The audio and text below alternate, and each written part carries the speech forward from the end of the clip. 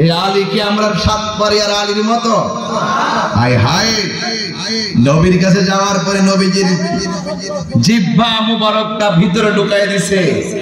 আর যে সন্তান মায়ের স্তনে মুখ লাগায় না, সে আমার নবীর জিহ্বা মুবারক থেকে মারিফতের রস পান করা শুরু করেছে। এবার মা অভিযোগ করে, নবী গো,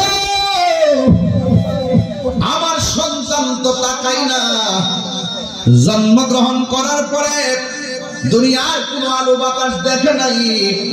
এবার আমার নবীর নূরানি চেহারা মোবারক, চক্ষু মোবারকটা এই ছোট্ট সন্তানের চোখের বরাবর যখন রেখেছেন, এই সন্তানটার সাথে সাথে আমার নবীর চেহারা মোবারকের দিকে তাকিয়ে গেছে।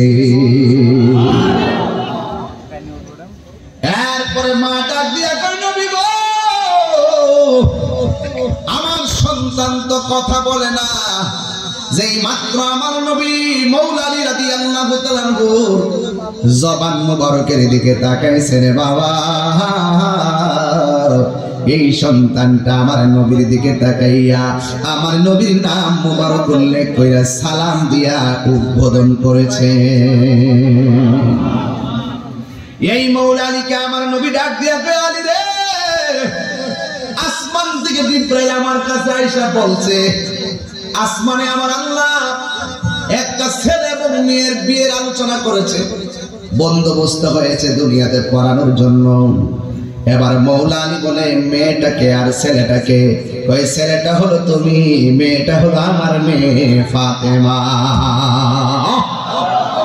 দুই জনের বিয়ে হয়ে গেল। এই দুই জনের ঘরেই কলিজার টুকরা ইমামে হাসান, ইমাম হুসাইন, এত সুন্দর চেহারা। আমার নবী, আপনার নবী বলেন, যারা আমার হাসান হুসাইনকে ভালোবাসলো, তারা যেন আমি নবীরে ভালোবাসলো। আর যারা এই দুইজনের সঙ্গে শত্রুতা করলো, তারা যেন আমি নবীর সঙ্গে শত্রুতা করলো। মা আখাযা বিয়াদি হাসান ইবনে হুসাইন, আমার নবী একদিন হাসান হুসাইনের হাতের মধ্যে ধরলেন, দইরা বলতেছেন, ও পৃথিবীর মানুষ, তোমরা যদি আমাকে ভালোবাসতে চাও, তোমরা এই দুইজনকে ভালোবাসবা।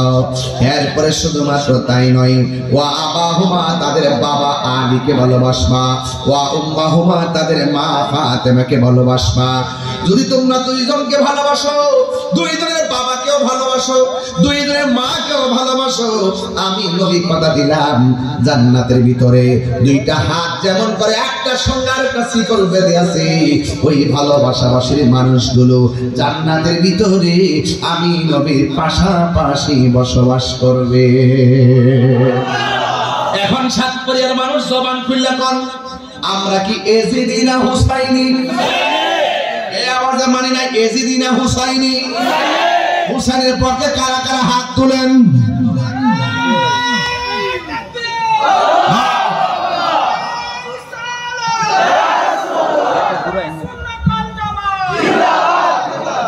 আল্লাহু আকবার। চলবো আমার বাবারা, এ বলতেছে মানুষ একটু আগ্রহ জায়গা দিচ্ছে, মানুষ আইবুক একমাত্র কান্দুর খুব বাকি আছে। যদি কে বাবা আমার কান গায়ে বন তৈরি আয় বই তারপর এছাড়া কোনো জায়গা নাই, সব একটা লোক একটা লাগিয়ে বই দিচ্ছে, কইও বাজান। এরপর একটা কথা কই, আপনারা বাইরে যেহেতু দাঁড়িয়ে দিচ্ছে, দয়া করে একটু সামনে লড়া দেন, একটু এমনি এমনি একটু সামনে আয় দেখি, একটু লড়েন তো দেখি, দিন কেমন লড়েন। ও একটা এমনি লড়ে, হুদুর দিল এমনি, একটা হুদুর দিতে হতো শীতের কাছে। আরে বা সামনে আইন, সামনে আইন, সামনে আইন, আইন একটু সামনে আই ফোরেন বাজার। আর যারা দূর থেকে আইছেন না, আস্তে আস্তে মাঝখানে বিকা যান, ইনশাল্লাহ জায়গা হয়ে যাবে। একটু আমার সাথে সাথে কান খুলে বল, পাইলে নিরালাহি গো নবী, পাইলে নিরালাই, পাইলে নিরালাই গো নবী, পাইলে নিরালাই। দুই কদমে চুমু খাবো, দুই কদমে চুমু খাবো, চরণে ধুলি মাখবো গায়ে, পাইলে নিরালাই গো নবী, পাইলে নিরালাই, পাইলে নিরালাই গো নবী, পাইলে নিরালাই। আমার নবী নূরের নবী, আমার নবী জিন্দা নবী, আমার নবী নূরের নবী,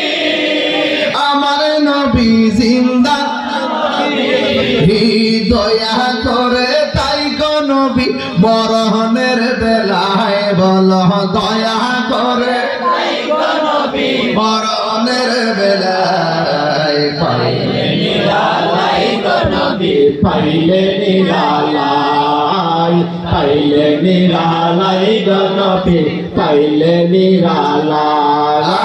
দুই কদমে চমকাবো, দুই কদমে চমকাবো, চরণ ধুলি মাখিব গাই পাইলে নিরালাই গো নবী পাইলে নিরালাই, পাইলে নিরালাই গো নবী পাইলে নিরালাই। কঠিন হাসরের দিনে কে তোরা ভাবিবিনে, কঠিন কে তোরা নবীবিনে, দয়া করে তাই গো নবী হাসরের বেলাই বদনা, দয়া করে তাই গো নবী হাসরের বেলায় পাইলে নিরালাই গো নবী পাইলে নিরালাই, পাইলে নিরালাই গো নবী পাইলে নিরালাই। বলো দুই কদমে চমকাবো, দুই কদমে চমকাবো, চরণে দলি মাখিব গাই পাইলে নিরালাই গো নবী পাইলে নিরালাই, পাইলে নিরালাই গো নবী পাইলে নিরালাই। একদিন স্বপ্নে দেখলে যারে, এটা তুই হাত দিলা বললে কি গুনইব, একদিন স্বপ্নে দেখলে যারে সব গুনাহ জরিয়া পড়ে, একদিন স্বপ্নে দেখলে যারে সব গুনাহ জরিয়া পড়ে, দয়া করে তাই গো নবী হাসরের বেলায় বলো দয়া করে তাই গো নবী হাসরের বেলায় পাইলে নিরালাই গো নবী পাইলে নিরালাই, পাইলে নিরালাই গো নবী পাইলে নিরালাই। বলো দুই কদমে চমকাবো, দুই কদমে চমকাবো, চরণ দলি মাখিব গাই পাইলে নিরালাই গো নবী পাইলে নিরালাই, পাইলে নিরালাই গো নবী পাইলে নিরালাই। জোরে জোরে কি আল্লাহু আকবার বলা যাবে না? বন্ধুরা রে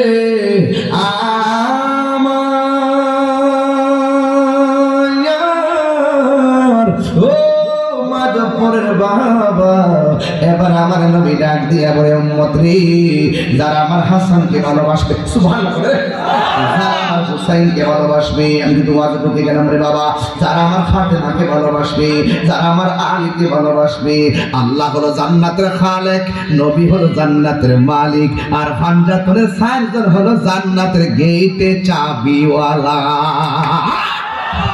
বেহেশতে যাইবা না ওতই সোজা, আহলে বাইতের সঙ্গে গাদ্দারি কইরা বেহেশতে যাইবা না, প্রশ্নই আসে না, কথা বলেন ঠিক কিনা?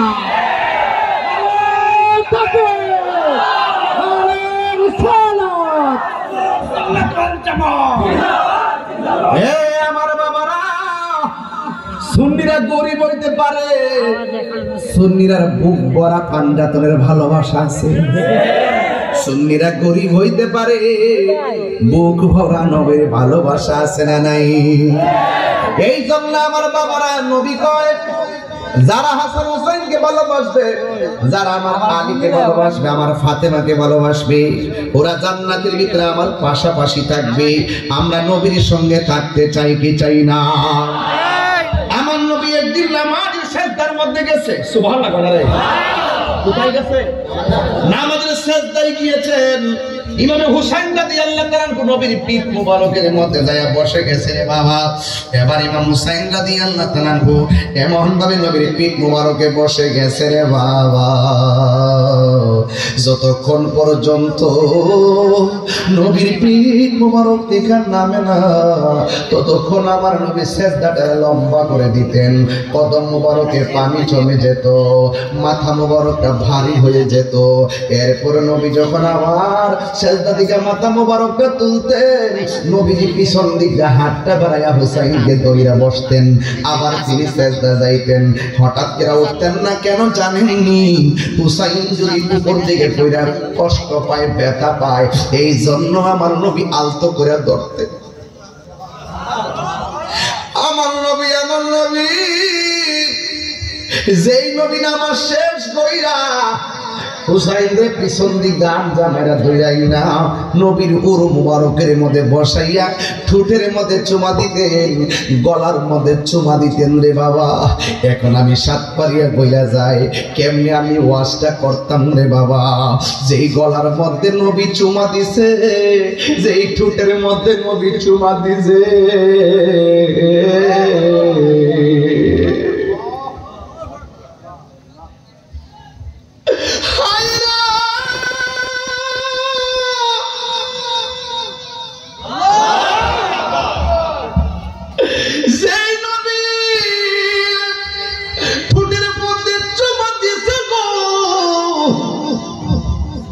এই মুখ দিয়া কেমনে তোরা বিষ পান করাইলি? ছোট ভাইটা বড় ভাইটারে ডাক দিয়ে বাইরে হঠাৎ করে বুকের মধ্যে হাত দিয়ে বসলেন কেন? ইমাম হাসান কয়, বাইরে কে যেন আমার খাবারের সাথে বিষ মিশাইয়া দিছে, বুকটা দিয়ে জ্বালা জ্বালা করে, জ্বালা জ্বালা করে। আরে আমরা তো এমন পাগল, যদি হুসাইন আর হাসানরে পাইতাম জিব্বাটা জুতার মধ্যে লাগাইয়া পড়ে থাকতাম। আর এরা কেমন মুসলমান? আমার নবীর নাতিরা রে মুখ দিয়ে যে ঠোঁটের মধ্যে নবীর চুমা দিছে, ওই ঠোঁট দিয়ে বিষ পান করাইছে করে বুকের মধ্যে দইরা কো, বাইরে কে যেন আমার খাবারের সঙ্গে বিষ পান করাইয়া দিছে। অথচ আমার নবী ইমাম হাসানের ঠোঁটটার মধ্যে নবীর চুমা দিছে অনেকবার। নবী কয়, ইমাম হাসানের নাভি থেকে উপর পর্যন্ত যে অংশটা, এই অংশটা ডাইরেক্ট আমার নবীর মতো, আর নাভি থেকে নিচের অংশটা ডাইরেক্ট ইমাম হুসাইনে পাইছে নবীর মতো। এই জন্য আমার নবী কয়, হাসান হুসাইন আমি নবী থেকে, আমি হাসান হুসাইন থেকে, দুইজনের বডিটা নবীর ভাগে ভাগে বডির মোবারকের মতো পাইছে। এবার হুসাইন কই, ভাই হঠাৎ করে কেমনে এরকম করেন? ডাক দিয়া বলে, কে যেন আমারে বিষ পান করে দিছে রে। এবার ছোট ভাইটা যখন দেখতেছেন বড় ভাইটা দুনিয়া থেকে বিদায় হওয়ার লাস্টে চলে গেছেন, এখন ভাই বড় তো রক্তের বাঁধন, কবুতরের জোড়ার মতো ভাইটা ডইলা পড়ে গেছে। এবার ছোট ভাইটা বড় ভাইরে ডাক দিয়া কয়, ও ভাই কোহে একেবার শুনি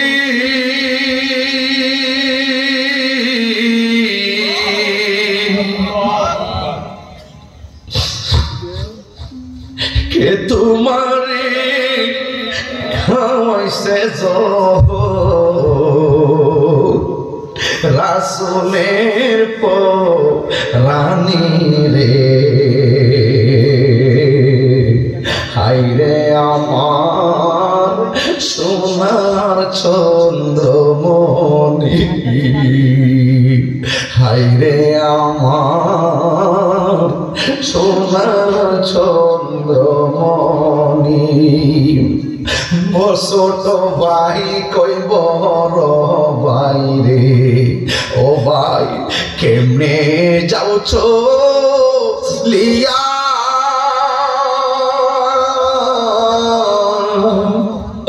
আজকে থেকে কান্দি আমি বাইহারা ইয়া রে।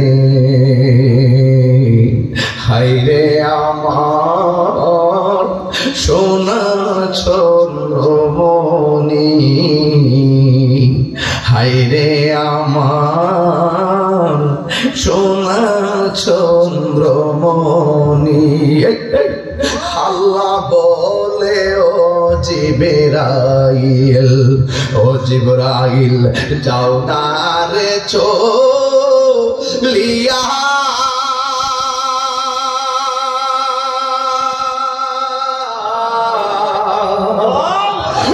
70,000 ফেরেশতা নামাও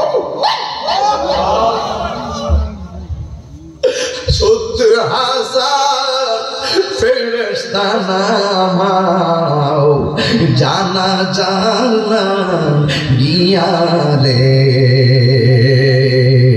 হায়রে আমার সোনার চন্দ্রমণি ও ভাই কোহে একবার শুনি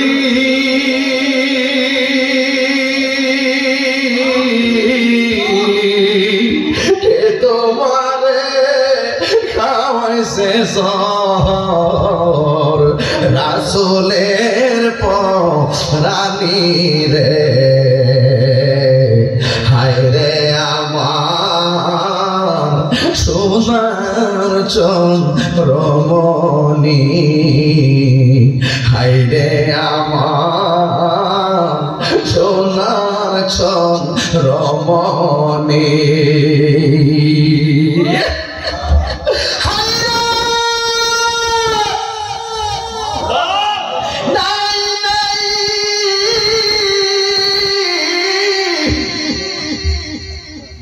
নবীর কলিজার টুকরা ইমাম হাসান নাই, ভাইটা একা হয়ে গেছে। ভাই বড়দন রক্তের বাঁধন নাই নাই, ভাইটা নাই।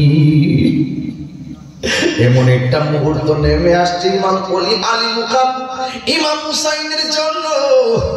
তখন নানাও নাই, নানিও নাই, বাবাও নাই, আম্মাও নাই, বড় ভাইটাও নাই, একেবারে একা হয়ে গেছে। নবীর বংশকে ধ্বংস করার জন্য এমন কিছু মির্জাফর আগেও ছিল, এখনো আছে। এই জন্য আমার রাগ উঠতে যায় রে বাজার, কারণ নবীর দুশমনরা বরদাস্ত করতে। ইমাম হুসাইন একা হয়ে গেছে। এবার কুফাবাসীরা ডাক দিয়া কয়, ও হুসাইন তাড়াতাড়ি আমাদের কাছে আসেন, তাড়াতাড়ি আসলে আমরা আপনার কাছে বায়াতে রাসূল গ্রহণ করব। আপনি যদি আমাদের কাছে না আসেন, আমরা যদি আপনার কাছে মুরিদ না হইয়া মারা যাই, তাইলে আমরা আল্লাহর কাছে আপনার বিরুদ্ধে নালিশ দিব। এমন মধুর মধুর চিঠি লেখা লেখা হুসাইনরা যাইতে বলছে। মুনাফিকদের ডাসা বড় সুন্দর, ভিতর বড় কালা। এমন মুনাফিক সমাজে আছে না নাই? আরো বড় করে বলো, আছে না নাই? অনেকে কয়, এই অনেকে কয়, কি কথা কচ্ছে না বাবা, শেষ, সব বন্ধ, জ্বালানো দরজা সব বন্ধ। এখন এখানে আমাদের ঘুম শেষ, আমাদের বাড়ির ব্যস্ততা শেষ। হুসাইন প্রেমিক আজকে বাড়িতে যাবে না, হুসাইন প্রেমিক আজকে সিলেবাস নিয়ে যাবে। মৃত্যুর আগ পর্যন্ত ইয়েজিদ পন্থীদের সাথে আপোষ করবে না। ইমামে আলী মুকামের ওয়াজ যেখানে হয়, সেখানে আপনাকে যদি বাড়ি টানে, বুঝতে হবে আপনার সমস্যা। অনেকে বলে ইমাম হুসাইন নাকি যুদ্ধ করতে কুফা নগরীতে গেছে। নাউজুবিল্লাহ জোরে কথা কেন? তিনি কি যুদ্ধ করতে গেছে? উনি দাওয়াতে গেছে, দাওয়াতে। আমি গজলটা গাইছিলাম কতবার, মুঝে কুফা ওয়ালো মুসাফির না সমঝো, मैं आया नहीं हो बुलाया गया हो, कि मेहमान बना कर सताया गया हो, मैं रोया नहीं हो रुलाया गया हो। এটার অর্থ তো অনেকে বুঝেন না, এটার বাংলাটা এরকম। ইমাম হুসাইন বলতেছে, ও হে কুফাবাসী, আমায় মুসাফির ভেবো না, আমি এমনিতে আসিনি, দাওয়াতে এসেছি। মেহমান বানিয়ে কি যে কষ্ট দিল, মেহমান বানিয়ে কি যে কষ্ট দিল। আমি কাঁদিতে আসিনি, কাঁদানো হয়েছে। ঠিক না? खुदा जाने कैसी है ये मेज़बानी, बहादुर प्यास काहे बांधे पानी। এটার বাংলা হইলো আল্লাহ জানে একে মনে মেহমানদারি, বাহাদুর পিপাসায় পানি বন্ধ করি। কপালে ছিল মোর হাউজে কাউসার, কপালে ছিল মোর হাউজে কাউসার। আমি তৃষ্ণার তো নই, বানানো হয়েছে। কথা ঠিক আছে? উত্তর পাইছেন আপনারা? শুধু তাই না, আরো উত্তর আছে আব্বা, আরো উত্তর আছে। কি জানেননি? যে মাথা ঝুঁকাতো আল্লাহরই দরবারে, সে মাথা কাটিল এজিদ সীমারে। শাহাদাতের মর্যাদা লাভ করেছি, শাহাদাতের মর্যাদা লাভ করেছি। আমি মরেছি এমন নয়, জিন্দা হয়েছি।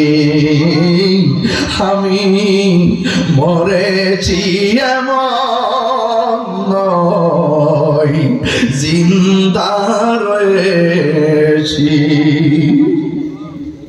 মুরব্বীরা ডাক দিয়ে বুঝাই, এদের হাতের লেখা অনেক সুন্দর, তলোয়ারের ব্যবহার ভালো না। এরপরে তিনি ইমাম মুসলিম ইবনে আকিলকে পরিস্থিতি জানার জন্য পাঠাইলেন। মুসলিম ইবনে আকিল যখন প্রথম তাদের পরিস্থিতি জানার জন্য প্রতিনিধি হইয়া গেলেন, যাওয়ার পরে বিয়ার বাবুরা কি করলো দেখেন। প্রথম দিন মসজিদের মধ্যে মুসল্লির অভাব নাই, দ্বিতীয় দিনও অভাব নাই। ইমাম মুসলিম চিঠি পাঠাইছে ইমাম হুসাইনের কাছে, হুসাইন গো, আপনি আমার এলাকার অবজারভেশনের জন্য পাঠাইছেন, আমার দেখে তারা হাজার হাজার মুরিদ হয়ে গেছে, আপনারে পাইলে তো আর কোনো কথা নাই, তাড়াতাড়ি দৌড়ায় আসেন। ইমাম হুসাইন কাফেলা লইয়া রওনা হয়ে গেছে। আর ওই দিক দিয়ে ইবনে জিয়াদে ঘোষণা করে দিলেন, যারা ইমাম মুসলিমের কাছে বায়াত গ্রহণ করেছে, যদি রাতের ভিতরে বায়াত ক্যান্সেল না করে তাইলে দেহ দিকে কল্লা আলাদা করে দেওয়া হবে। এই ঘোষণা দেওয়ার পর ইমাম মুসলিম গেলেন নামাজ পড়াইবার জন্য। ইমাম মুসলিম ইবনে আকিল রাদিয়াল্লাহু তাআলা নামাজে গেলেন, যাইয়া দেখে প্রথম দিনই নামাজ, পরের দিন বারান্দার মুসল্লিদের খবর নাই। দ্বিতীয় ওয়াক্ত গেল, যাইয়া দেখে ভিতরে দুই কাতার নাই। তৃতীয় ওয়াক্ত গেল, যাইয়া দেখে প্রথম কাতারে মানুষ নাই। ইমাম হুসাইনের প্রতিনিধি ইমাম মুসলিম ইবনে আকিল আর বুঝতে বাকি নাই, এরা শুধু আমাদেরকে মনোরম নরম ভাষা লেখছে, আসলে এরা মুমিন নয়, আসলে যে এরা মুনাফিক। এখন আমার চিঠি পাই না যদি ইমাম হুসাইনের চলে আসে, আয়েশা যদি আমার মতো বিপদে পড়ে যায়, আমি আল্লাহর দরবারে কি জবাব দিব? দুইটা সন্তান, একটা সন্তানের নাম হলো মুহাম্মদ, আরেকটা সন্তানের নাম হলো ইব্রাহিম। ছোট্ট দুইটা সন্তান, বাবার সঙ্গে কুফার মধ্যে গেল, কিন্তু যখন রাতের বেলা দেখলেন মুসল্লি নাই, এবার ইমাম মুসলিম তার সন্তানগুলোরে আরেক ঘরে শোয়াইলেন। তিনি আরেকটা ঘরে ছিলেন, কিন্তু তিনি ফজরের নামাজের টাইমে বের হয়েছেন ইমাম হুসাইনের কাছে যাবেন। কিন্তু ওই ইমাম মুসলিম ওই ইবনে জিয়াদে ঘোষণা করলো, যারা এই দেশের মধ্যে ইমাম মুসলিম আছে এদেরকে এখান থেকে যাইতে সুযোগ দেওয়া যাবে না, এদেরকে এখান থেকে বের করতে দেওয়া যাবে না। এবার এই মুহূর্তে দুইটা ঘাতক গেল ইমাম মুসলিমের বাড়ি, যাইয়া করে দরজার মধ্যে তলোয়ার নিয়ে দাঁড়াইয়া রয়েছে। বন্ধুরে বন্ধুরে, ও সাতবাড়িয়ার বাবা, ও মাধবপুরের বাবারা। এবার তিনি যখন ফজরের নামাজের টাইমে মনে মনে ভাবতেছেন ইমাম হুসাইনকে বলতে হবে তিনি যেন না আসে। এই কথাটা বলার পর যখন ফজরের টাইমে ঘর থেকে বের হবে, দেখেন দুইটা মানুষ তলোয়ার নিয়ে ঘরের দরজায় দাঁড়ায় রয়েছে। এবার ইমাম মুসলিম রাদিয়াল্লাহু তাআলা আনহু বলে, কি ব্যাপার তোমরা আমার ঘরের মধ্যে কেন তলোয়ার ধরলা? তোমরা না আমার পিছনে নামাজ পড়েছো? এই কথা বলার পরে তারা মানে নাই। শেষ পর্যন্ত ইমাম মুসলিমকে তারা দুনিয়া থেকে বিদায় করে দেওয়ার জন্য অর্ডার করলো। ইমাম মুসলিম রাদিয়াল্লাহু তাআলা আনহু ডাক দিয়া গো, ও মুসলমানের দল, তোমরা না আমার পিছনে দাঁড়াইয়া নামাজ পড়ছো, তোমরা না আমরা চিঠি দিয়ে এখানে আনছো, তোমরা কেন আমাদের গলার মধ্যে ছুরিটা চালাইবা?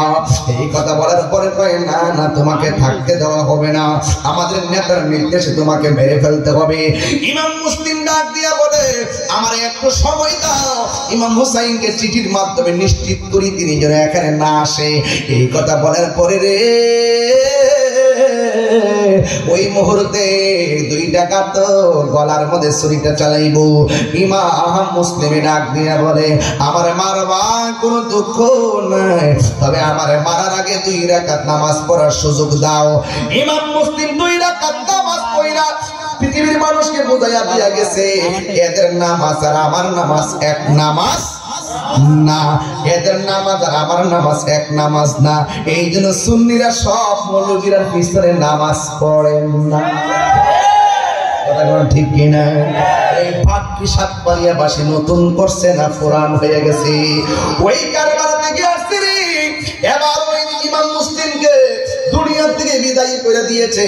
কিন্তু ইমাম মুসলিমের 2 পোলা আর একটা ঘরের মধ্যে সকালবেলা মালিককে ডাক দিয়ে কয়, মালিক, আমার আব্বা দি ফজর নামাজের পরে আমাদের খবর নিত, আজকে দিগো আমার আব্বা আইলো না, আজকে দিগো আমার আব্বা আসলো না। এবার তো ইমাম মুসলিমকে শহীদ করছে, সবার কানে পৌঁছে গেছে। এবার 2টা সন্তান কয়, আমার বাবা কেন আসলো না? কয়, তোমার বাবার তারা মেরে ফেলছে। তাইলে তো ইমাম হুসাইন রাদিয়াল্লাহু তাআলা আনহু আব্বার চিঠি পাইয়া যদি তিনি এখানে আসে, ওনাকেও তো তারা মাইরা ফেলাবে। আমরা 2 ভাইরে একটু মদিনার রাস্তা দেখাইয়া দেন না, আমরা মদিনার দিকে যাইয়া ইমাম হুসাইনকে বলবো তিনি যেন আর না আসে। এবার এই কথা বলার পরে এবার মালিক বলতেছে, এখন হবে না, সকালবেলা হোক, আমি তোমাদেরকে মদিনার কাফেলা থেকে ধরাইয়া দিব। মদিনার কাফেলা লইয়া তোমরা সেই মদিনার মধ্যে পৌঁছতে পারবা। কিন্তু দুইটা বাচ্চা পায়ের মধ্যে স্যান্ডেল নাই, কাফেলার সঙ্গে গরম বালুর মধ্যে রওনা হয়ে গেছে, পায়ের নিচে টসা পড়ে গেছে, পাথরের মধ্যে তারা হাঁটতে পারে না। এই দিক দিয়ে ছোট ভাইটার পানি তৃষ্ণা লেগে গেছে। বড় ভাইরে ডাক দিয়া, বড় ভাই আর হাঁটতে পারি না, একটু পানি পান করা লাগবে। এবার দেখতেছে পাশে একটা কূপ আছে, এই কূপের পারে একটা মহিলা পানি নিতে আসছে। এবার 2টা সন্তান আস্তে আস্তে যাইয়া কূপের উপরে এভাবে তাকাইছে পানিটা। ওই মহিলা কূপের ভিতরে যখন বালতিটা ফেলছে আর 2টা সন্তান যখন ওই কূপের উপর দিয়া উকি দিছে রে, মহিলা তাকায় দেখতেছে পানির ভিতরে 2টা পূর্ণিমার চাঁদ উদয় হয়েছে। মহিলাটা বালতিটা রাইখা হঠাৎ করে তাকায় দেখে যে চেহারা 2টা পানির মধ্যে ভাসতেছে, এই চাঁদের টুকরা 2টা থরথর করে কাঁপতেছে আর বলতেছে, তোমরা কেডা গো? একবার আর কিন্তু নাম বলে না, নাম বললে যদি বাবার মতো মেরে ফেলে। এবার জিজ্ঞাসা করে, তোমাদের পরিচয় কি?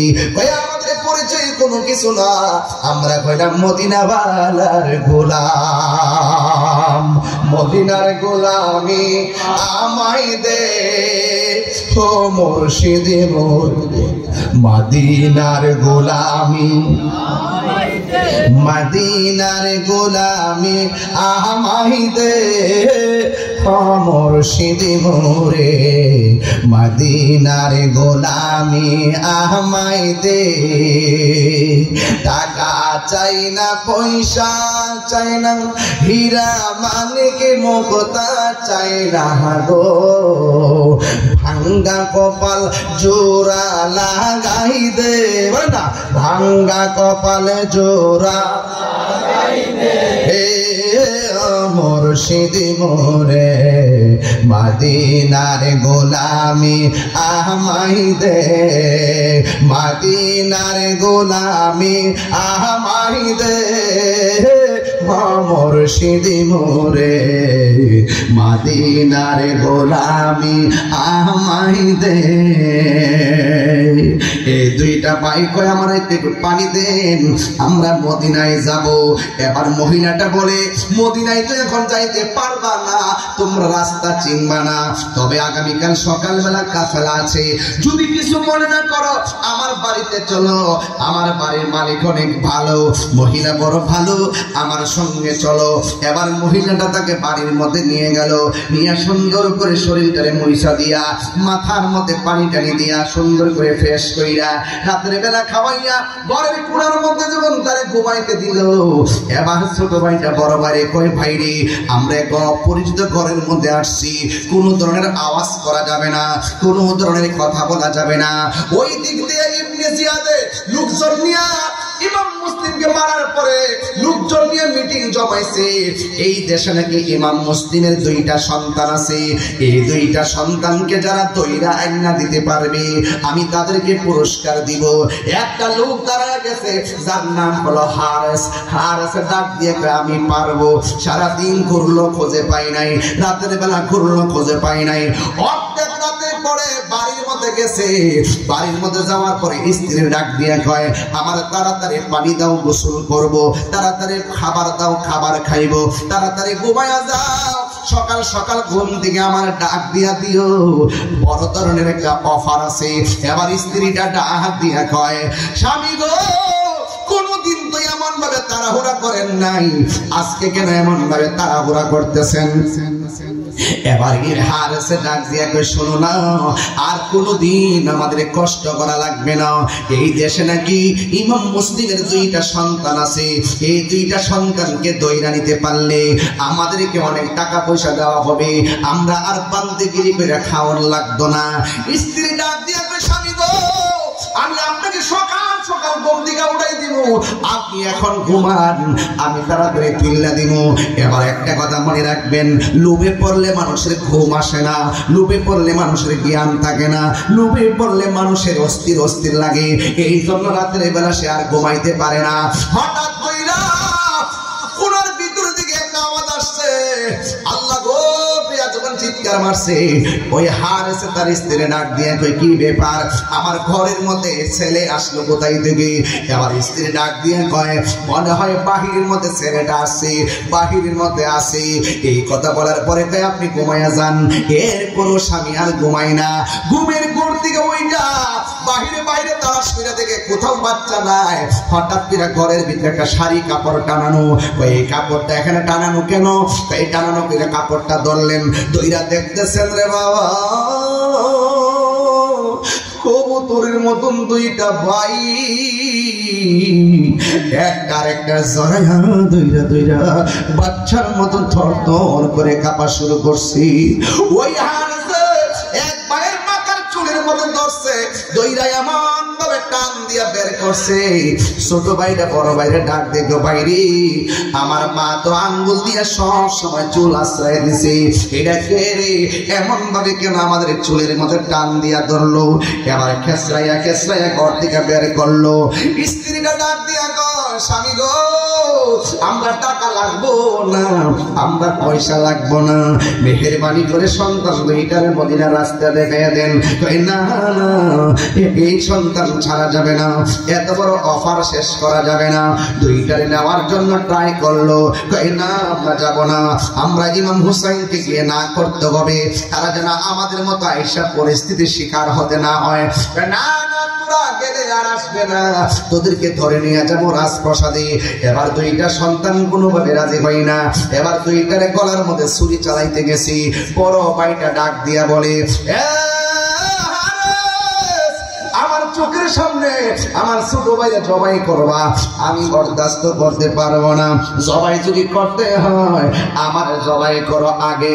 এবার বড়টারে জবাই করতে গেল। এবার ছোট ভাইটা ডাক দিয়ে কয়, না না আমার বাবা চলে গেছি, আমার বাবা চলে গেছি, আমার বাবার মায়া মমতা দিয়ে আমার ভাই আমার লালন পালন করতেছে, কিন্তু আমার ভাইকে আমার সামনে জবাই করা যাবে না। বন্ধুরে আমার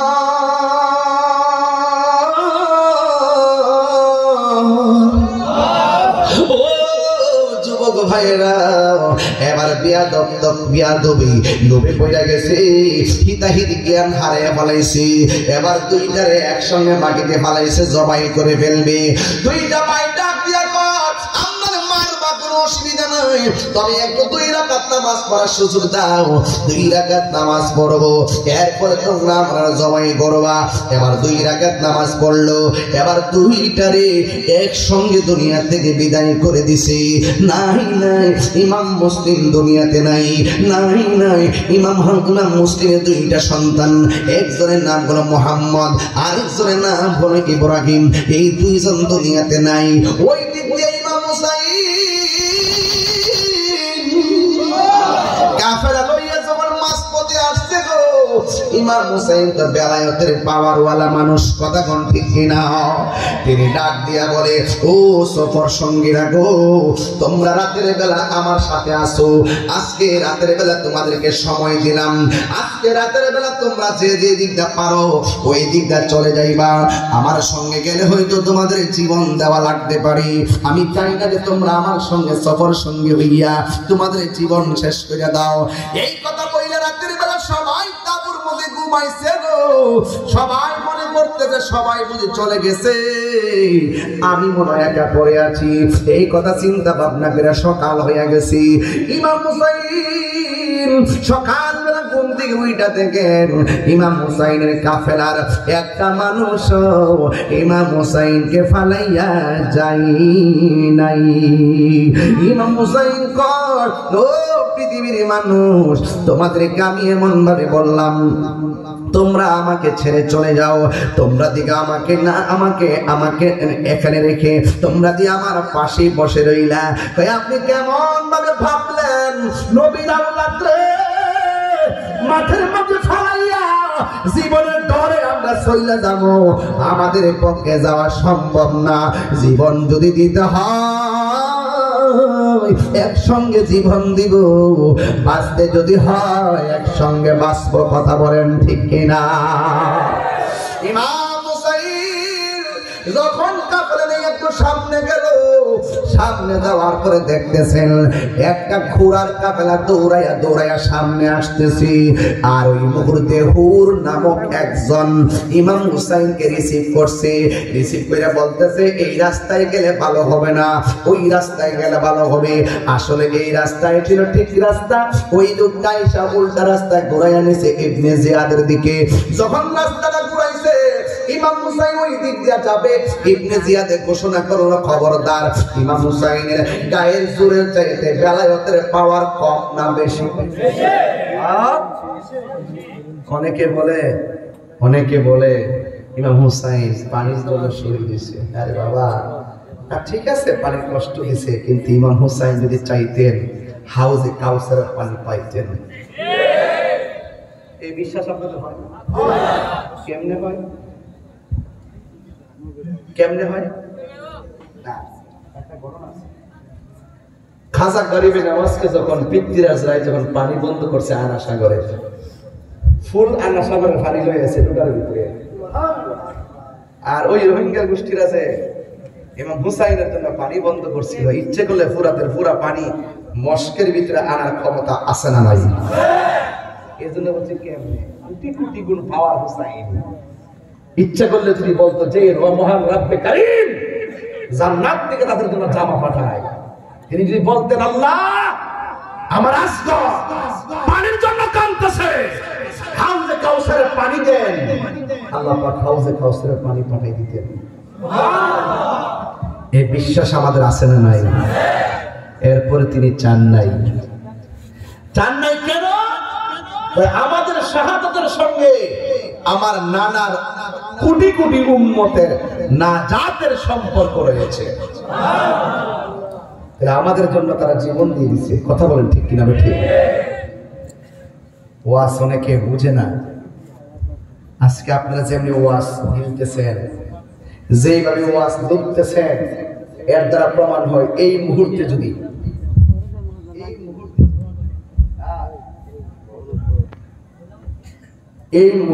যদি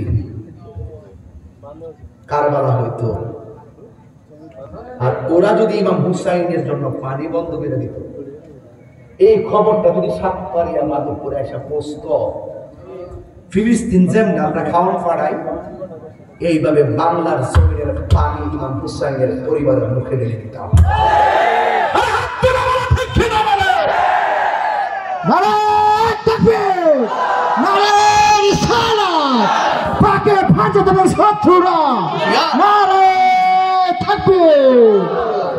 দিতাম কিনা বলেন? আরে আমি গুণাগর তো গত 6 মাস আগে কত টাকা পাঠাইছি, আর খাওয়ানো প্রতিনিধি দিয়ে পাঠাইছি। কারে দিয়ে পাঠাইছি? আল্লামা শহীদ ফারুকী রহমতুল্লাহের সন্তান আহমদ রাজা ফারুকী ভাইয়ের কাছে দিয়ে। গত কয়েকদিন আগে একজন লোক শহীদুল নামে একজন পানিপথে ওখানে নৌকাপথে খাবার দিতে গেছে, গ্রেফতার হয়েছে, আজকে মুক্তি পাইছে। মারহাবা যাবে। তো যদি এই মুহূর্তে হইতো ইজিদার বংশ গুড়া করে দিতাম না, ধরে কথা কানা কি লেগে, কথা কানা কি লেগে। আমার নবীর আলী সাংবাদিক কইছে, আমি কি ছাইড়া দিছি? আমার বহুত থেকে দালালি করে এক অর্থে বলে ঠিক আছে। আরে বাটফার গোলা বলে কি নবীর শানি কি এক অর্থ দুই অর্থ আছে? হ্যাঁ, কোনো তুলনা নাই। ইমাম হুসাইন রাদিয়াল্লাহু তাআলা আনহুর ব্যাপারে কথা বললে অনেকের অ্যালার্জি হয়ে যায়। তো কি শুরু করছে এটা তো বলছি, এগুলা ইমানের দুর্বলতা আছে। ইসলাম জিন্দা হতা হয় হর কারবালা কে বাদ। কথা বলেন ঠিক কিনা? আমরা ইসলাম যে আসল ইসলাম আমরা পেয়েছি কারবালা থেকে। কথা বলেন ঠিক কিনা? ওই দিনের ঘটনা যদি না করতো তাহলে আমরা আসল নকল চিনতাম না। এখন চিন্তাছি আসল কেডা আর নকল কেডা। কথা বলেন ঠিক না? ঠিক।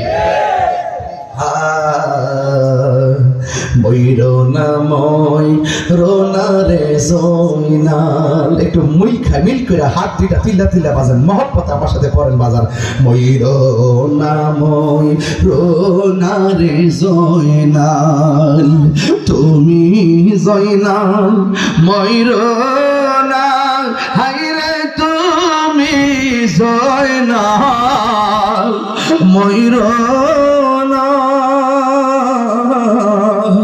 তুমি জয়নাল মারারে গেলে নবীর বংশ থাকবে না। সবার হাত তো উঠে নাই বাবা, কার লাগে হাত রাখছেন? মহরমের 10 তারিখে কি ঘটিল রব্বানা, হায়রে কি ঘটিল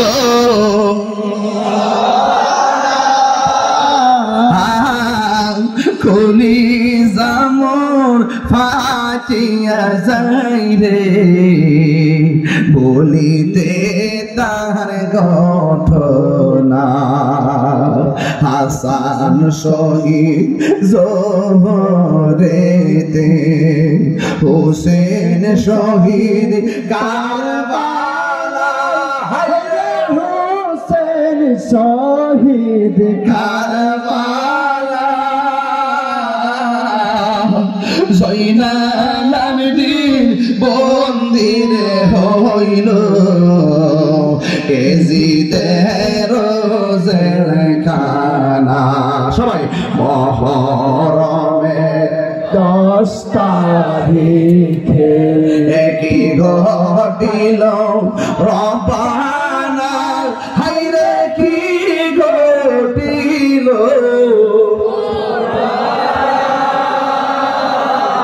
খুলি জামুর ফাটিয়া যায় রে বলিতে তার ঘটনা আকাশে কান্দে বাতাসে কান্দে কান্দে দরিয়ার পানি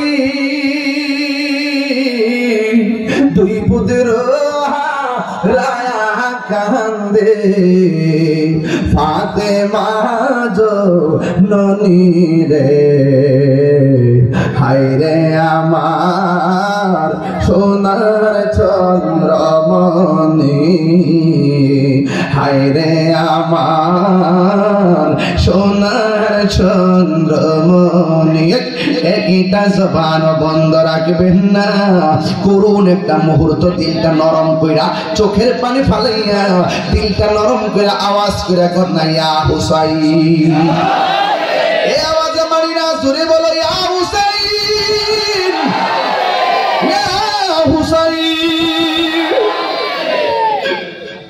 ওই হুসাইন হুর নামক একজন তারা নিয়ে গেছে ভুল পথে ইবনে জিয়াদের সামনে নিয়ে ফেলাইছে এবার ইবনে জিয়াদের হুররে ডাক দিয়া কো হুররে তুমি যায়া হুসাইনের বিরুদ্ধে প্রথম মাঠে নামো হুর মনে মনে কয় আমার ইবনে জিয়াদের যদিও পাঠাইছে হুসাইনের ভুল পথে আনার জন্য কিন্তু হুসাইনের যে সুন্দর শিষ্টাচার দেখলাম সুন্দর ব্যবহার দেখলাম এমন হুসাইনের বিরুদ্ধে যুদ্ধ করা যায় না হুসাইনকে নিঃশর্তে ভালোবাসা যায় হুসাইন নিজের মস্কের পানি দিয়া আমার পান করাইছে আমার মাথায় পানি দিছে ওই হুসাইনের বিরুদ্ধে আমি কেমনে যুদ্ধ করব এরপর ওই ইবনে জিয়াদেরকে সন্তুষ্ট করার জন্য হাতের মধ্যে তলোয়ার নিয়ে ইমাম হুসাইনের দিকে যাইতেছে আর কাছে যাইয়া হুসাইন রে কয় ও নবীর আওলাদ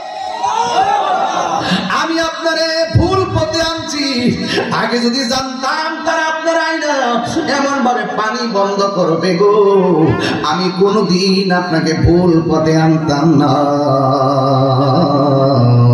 এ হুসাইন আমি আপনার বিরুদ্ধে যুদ্ধ করা সম্ভব না ওরা যে আপনার এমন ভাবে আইনা বিপদে ফেলাইব আমি জানতাম না আমি এখন আপনার বিরুদ্ধে যুদ্ধ করতে পারবো না আপনার চেহারা দেখা আপনার মেহমানদারি দেখা আপনার অন্তর অবস্থা দেখা আমি আপনার ভালোবাসা ফেলাইছি আমার অনুমতি দেন আপনার হইয়া যেন তাদের সঙ্গে জিহাদ করতে পারি জোরে জোরে কি আল্লাহু আকবার বলা যাবে না